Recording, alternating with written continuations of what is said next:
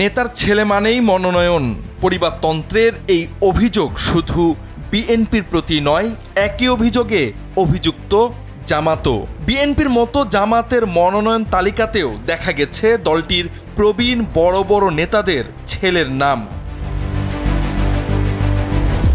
আগামী জাতীয় নির্বাচনে পাবনা 1 আসনে জামাত ইসলামীর প্রার্থী হিসেবে দলের সাবেক আমির ও সাবেক মন্ত্রী মাওলানা মতিউর রহমান নিজামীর ছেলে নাজিবুর রহমান ওরফে মোমেনের নাম ঘোষণা করা হয়েছে। নাজিবুর রহমান মাওলানা মতিউর রহমান নিজামীর দ্বিতীয় পুত্র।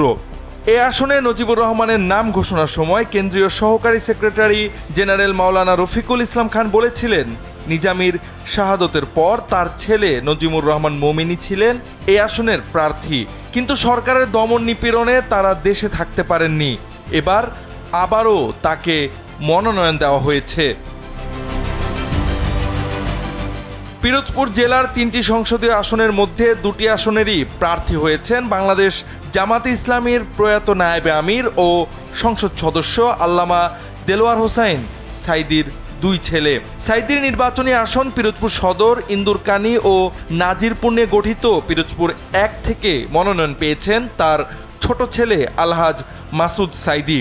নেসারাবাদ, কাউখালী ও ভান্ডারিয়া নিয়ে গঠিত পিরোজপুর 2 থেকে মনোনীত হয়েছেন সাইদির বড় ছেলে আলহাজ শামীম সাইদি।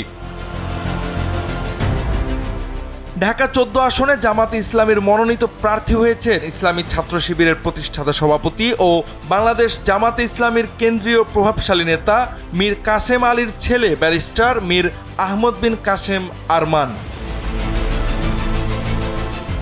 জানা গেছে জামাতের আরেক জ্যেষ্ঠ নেতা মোহাম্মদ কামারুজ্জামানের চতুর্থ ছেলে হাসান ইমাম ওয়াফি শেরপুর 1 আসনে সম্ভাব্য প্রার্থী। তবে বাবার দল জামাতের সঙ্গে তার সাংগঠনিক সম্পর্ক নেই। তিনি জামাত ইসলামীর একাংশের হাতে গড়া দল এবি পার্টি থেকে নির্বাচন করতে চান বলে গণমাধ্যমকে জানিয়েছেন। নির্বাচনের মনোনয়ন ছাড়াও জামাতে ইসলামীর একাধিক নেতার ছেলে ও পরিবারের সদস্যরা জামাত সহ তাদের অঙ্গ সংগঠনে নানা পদে দায়িত্ব পালন করছেন। জামাতে ইসলামীর সাবেক আমির প্রয়াত গোলাম আজমের ছেলে সাবেক ব্রিগেডিয়ার জেনারেল আব্দুল্লাহিল আমান আজমি গুম থেকে মুক্তি পাওয়ার পর নানা সময় জামাতের নানা বিষয়ে মতামত দিতে দেখা গেছে। যদিও তিনি দলীয় কোনো পদে এখন অবধি দায়িত্বপ্রাপ্ত নন, তবে তার জামাতে যোগদান ও নির্বাচনে অংশগ্রহণের বিষয়ে নানা কথা লোকমুখে শোনা যাচ্ছে।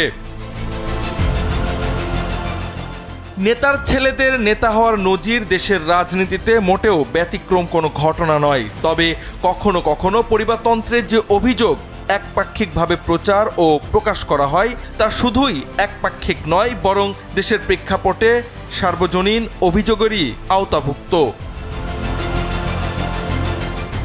জাওয়াদ আহমদ, সময়ের আলো।